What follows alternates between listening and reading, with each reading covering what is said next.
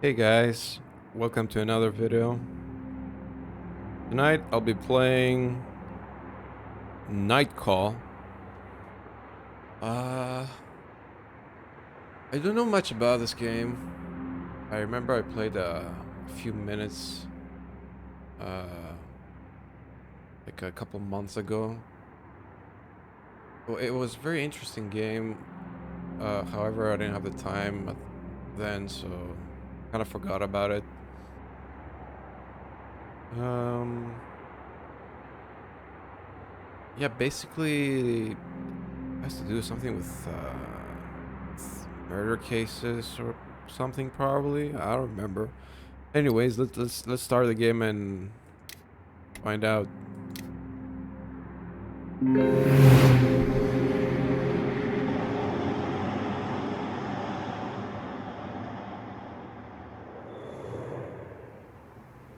Ooh, okay, I don't remember this. Choose the investigation. Judge. Victims have all something in common and the motives seem clear about which suspects should have done it. Balanced case, perfect for a first run. The Angel of Death. Random victims, unknown motive, weird case, slightly more difficult than the others. The Sandman. The victims may feel random at first, but there's a connection. Uh, Surprise investigation and random investigation. Let's go with the judge. Start with something simple. Balance. Come on, you always go balance. I mean, if that's how the game was designed.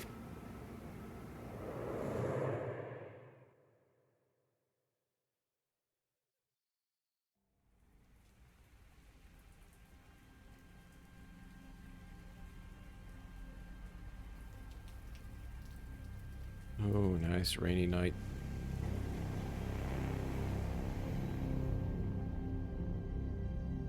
And these are the people that made it. The producers are okay. I'm gonna take a guess that it was probably made in France. Yeah, probably.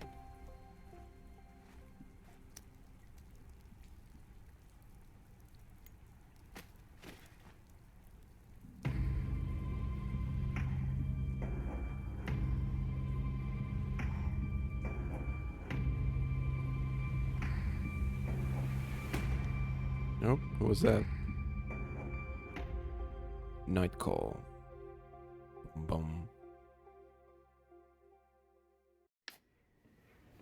Doctor. Click next. Here. Sir, can you hear me? Or do I need to speak up? Uh... You're fine. She takes a deep breath. Sir, you just spent 2 weeks in a coma. Oh. The word bounces around your head. You need a moment to understand its meaning. Coma? The word scratches along your throat. My throat already hurts, so I can't relate to that. Yes, you were the victim of an assault. The word resonates in your head. Victim. You're aware a serial killer is currently on the loose in Paris. You feel the contents of your stomach crawling up your throat. The judge, as the police call the killer, assaulted you. The bullet touched your liver, and in most circumstances it would have been fatal. Just to put you in an induced. Her voice becomes more distant, fades. You taste bile at the back of your mouth. Bile. Your head is burning. You hear a whistle in one ear. Your finger moves to your wound. Underneath the bandages, you can feel hard skin. It is incredibly painful. Did they... I'm sorry? Did they catch the judge? No.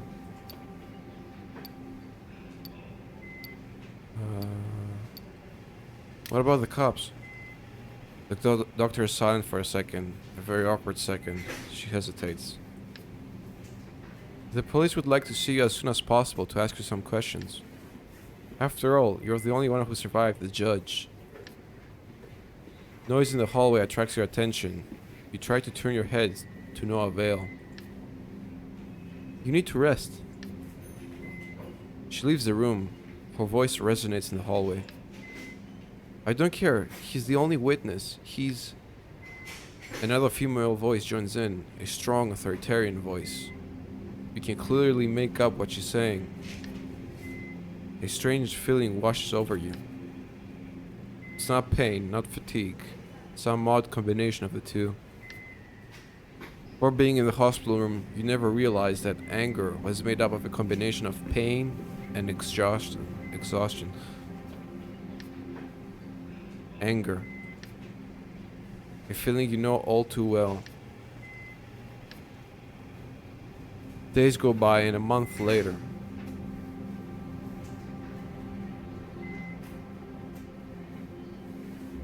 Night 1. Okay. Well, look, I've got a bit of a problem, boss says. A real problem, that is. You have a pounding headache. It's your first night behind the wheel since the attack. Hey, are you listening to me? You catch your boss's eye in the rear view mirror.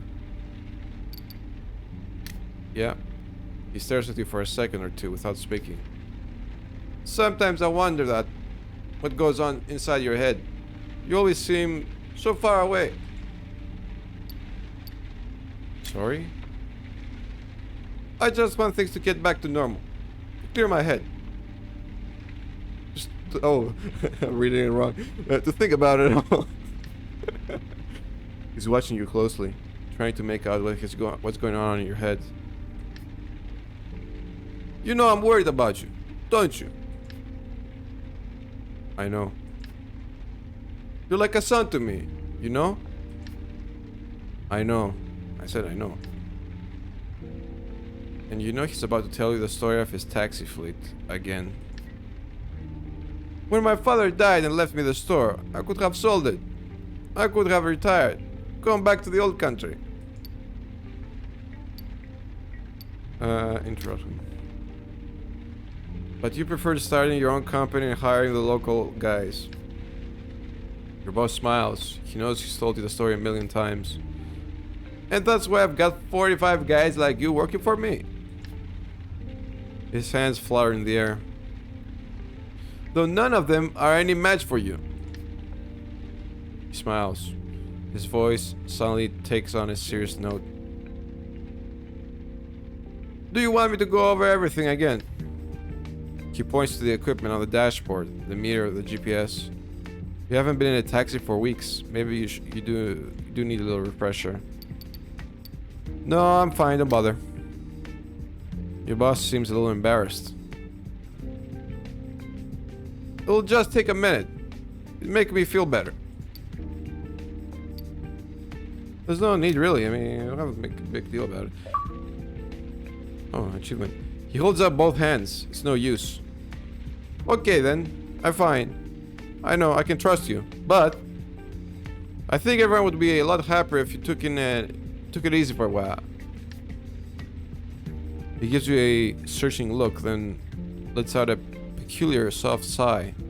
It ends on a high note. Anyway, I'll let you go back to work. Every minute spent in your taxi is a minute lost. Oh, okay, I read that wrong. Okay. He gives you a smile, half ironic, half serious. Have a good evening. The sarcasm in his voice is palpable. Right. You have a good evening too. You'll spend the rest of the night dealing with problems and drivers. You wonder how and when the guy ever gets any sleep. Your boss opens the door and exits the cab. You watch him cross the street and enter the fleet garage. I don't know why I read that that accent. I mean, we're in France, but he's from another country, so. Anyways, a couple of colleagues are milling about. Texts are coming and going. They all ignore you, consciously or unconsciously. You are branded. You sit there a moment, then turn the key in the ignition. The hum of the engine sends a tingle down your spine. It's impossible to describe how you miss that feeling. It's back to the night shift, back to life. Despite the attack, despite it all. Okay.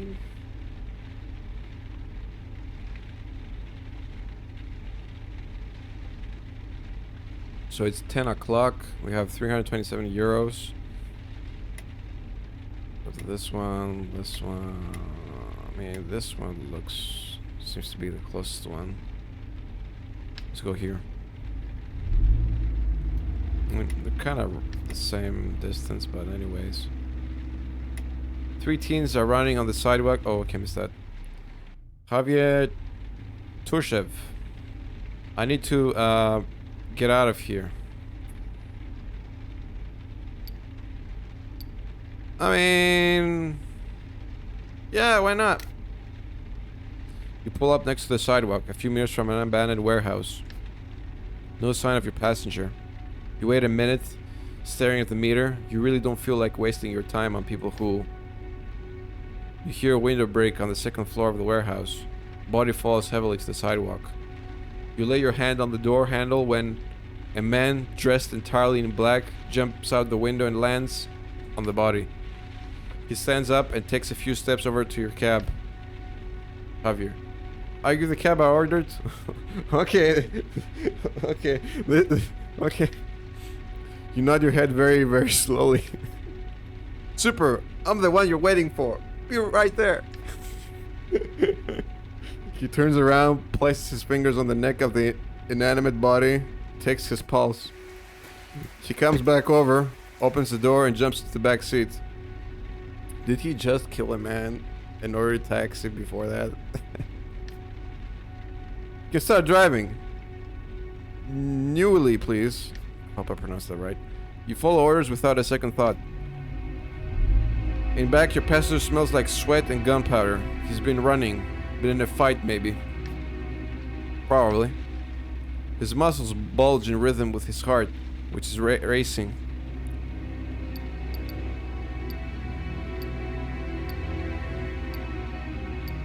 Good evening?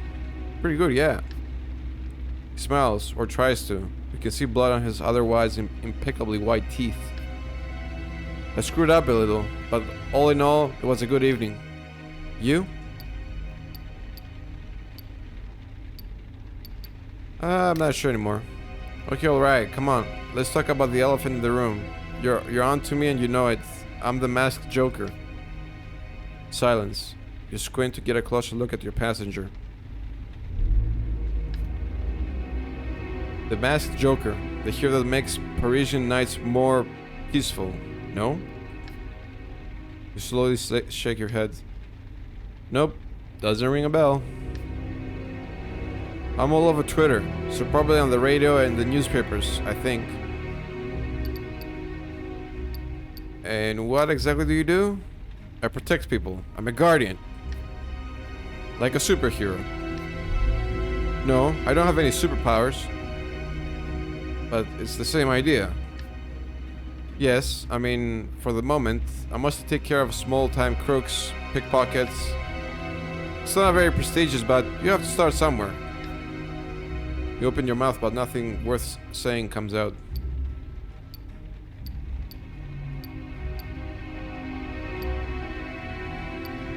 Obviously. So how about the name? You like it?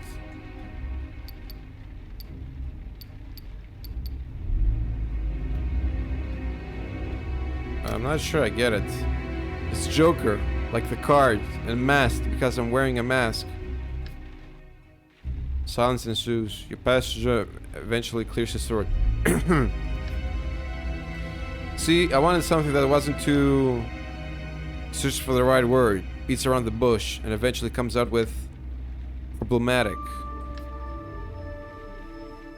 I did a lot of brainstorming and came up with a masked Joker. I haven't got any great feedback, but it's hard these days to find a name everyone likes. You have to make sacrifices if you want to make your core business to succeed. That's what they tell us at school anyway. At school? Yes, and ENK. He freezes. Shit, I almost gave you the name of my business school. What an idiot.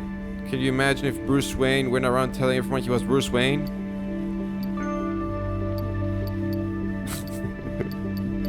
Say nothing. No, Batman.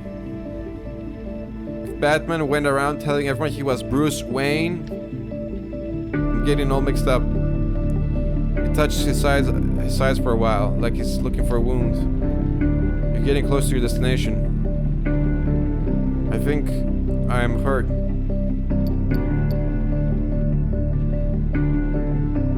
You want me to take you to the hospital? No, I'm fine. I shouldn't have jumped out of the window like that. But you were already coming down the street and I didn't want to make you wait. You smile. Pull over, right there in front of the driveway. You obey. Don't worry. It's just a flesh wound. I'll be home in 2 minutes and I'll have everything I need to take care of myself. He pays and struggles to get out of the cab. One last thing. Please don't say anything about Ian and Kid. I'm trying to lead a double life and it's not very easy, not super easy.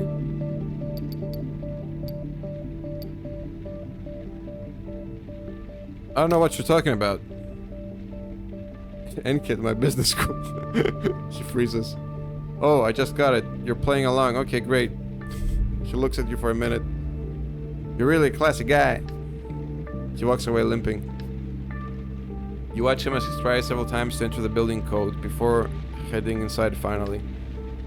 As you go to the start of the engine, you notice a few drops of blood on your fingers. From the bills your passengers handed you. Money received. Oh, 554, okay. Plus tip. Take.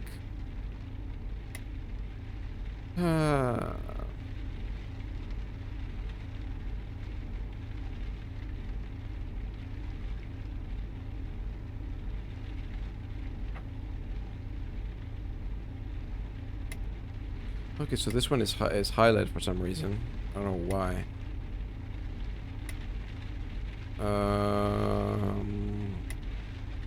Not sure if it plays any role to which one I go, so let me go for the kitten. Little kitty. Kitty cat. Kitty cat. Crookie. Crowkey. Crookie. Distance. Oh, okay. Accept.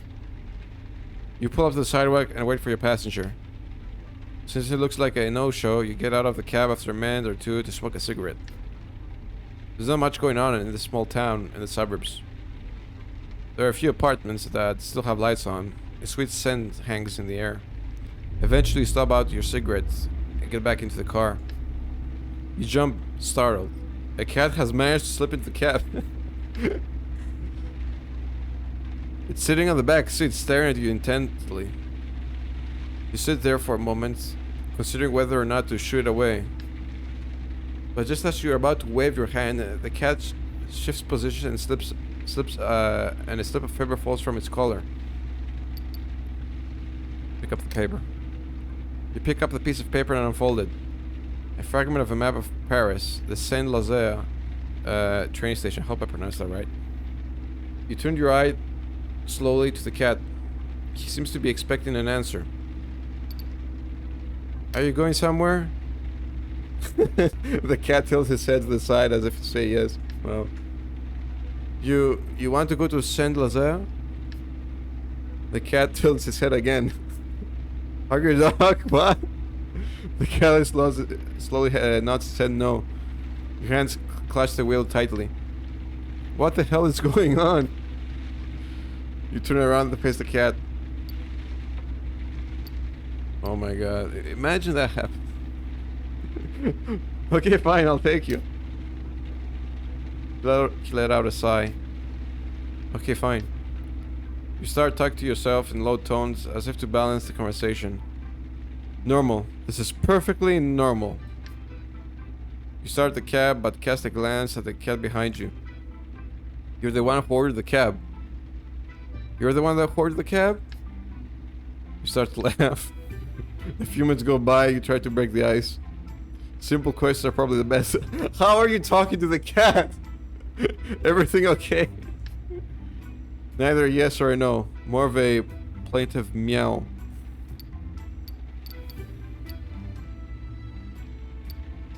Are you meeting someone? No, that's not it. The cat is staring at you. The conversation seems to bore him. You seem to be well fed. Pretty strange, I must say. Did someone hurt you? A plaintive meow. You sigh. Meow. Your owner? Another meow. Meow. But longer and deeper, more heartfelt. Meow. You nod your head. What happened? Was it a man? No answer. A woman? Oh. Was she mean to you? The cat seems to be uncertain.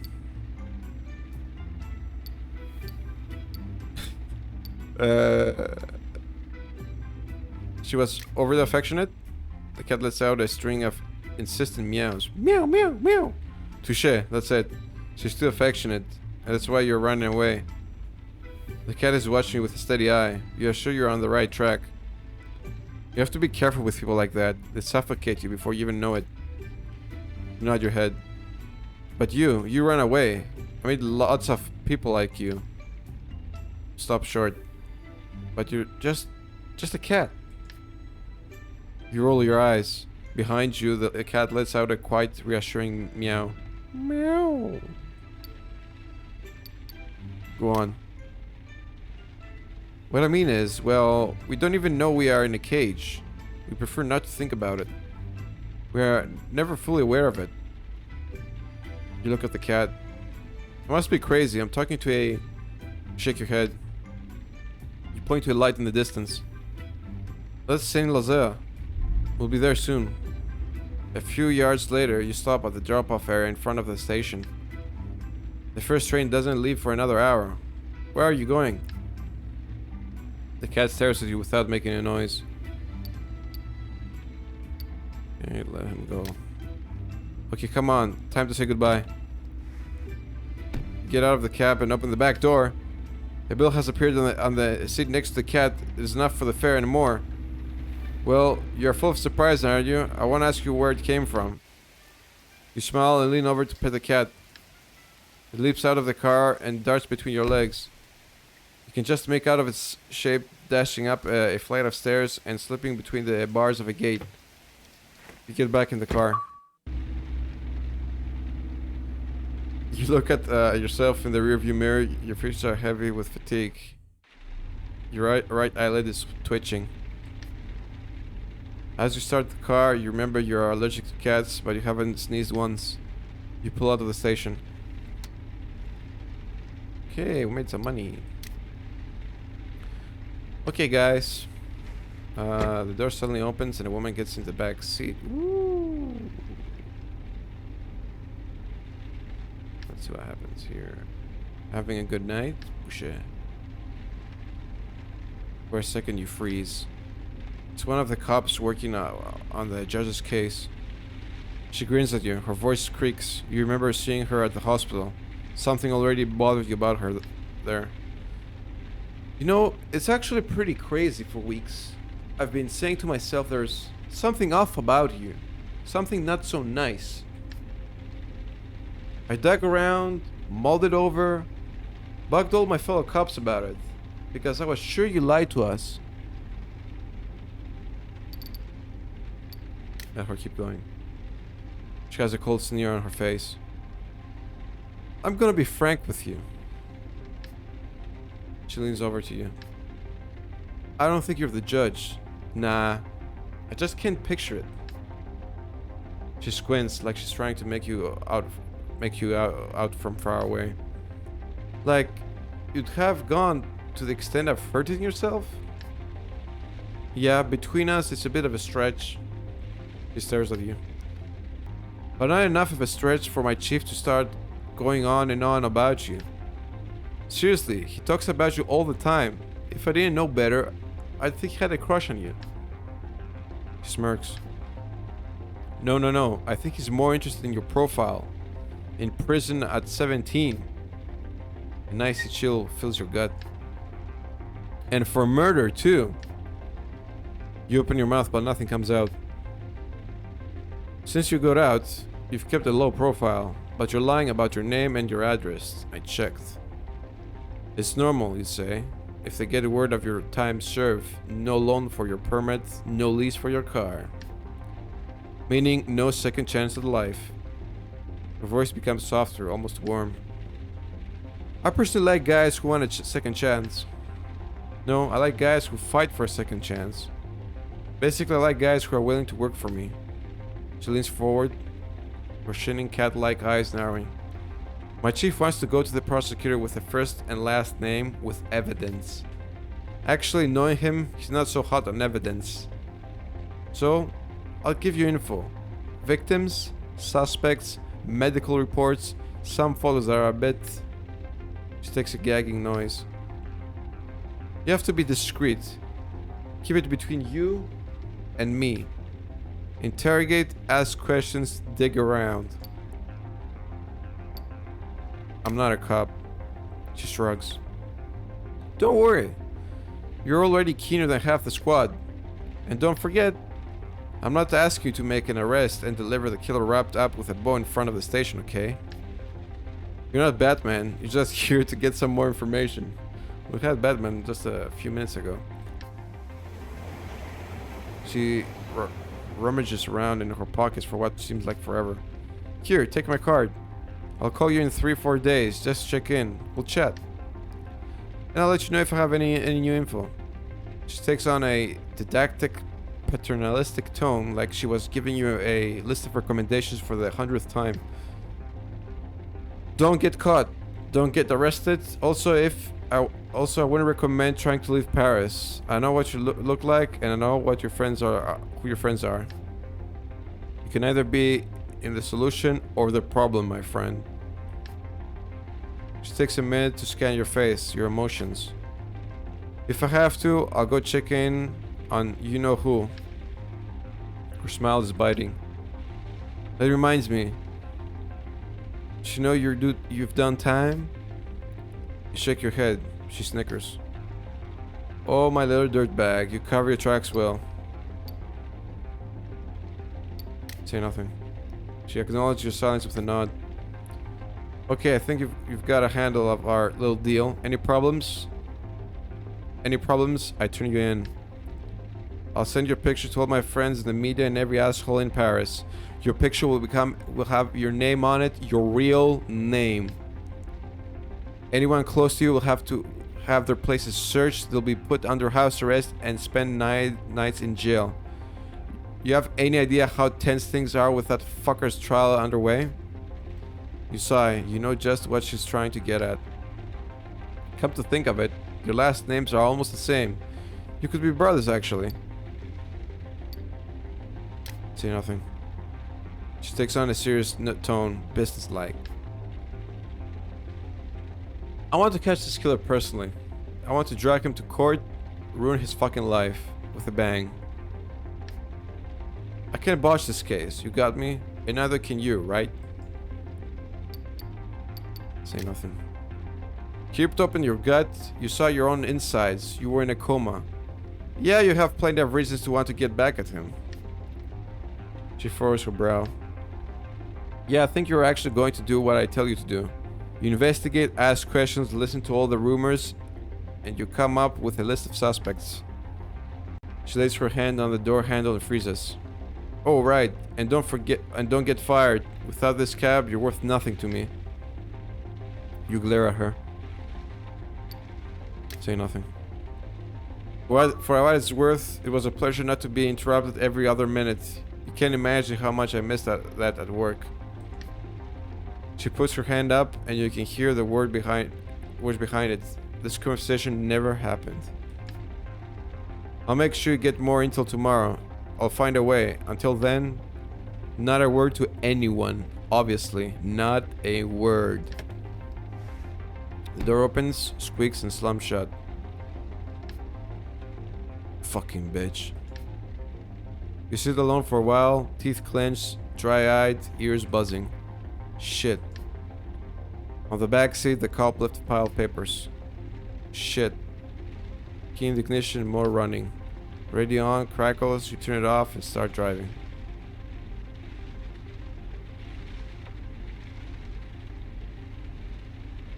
Anyways, guys, I hope you enjoyed this video.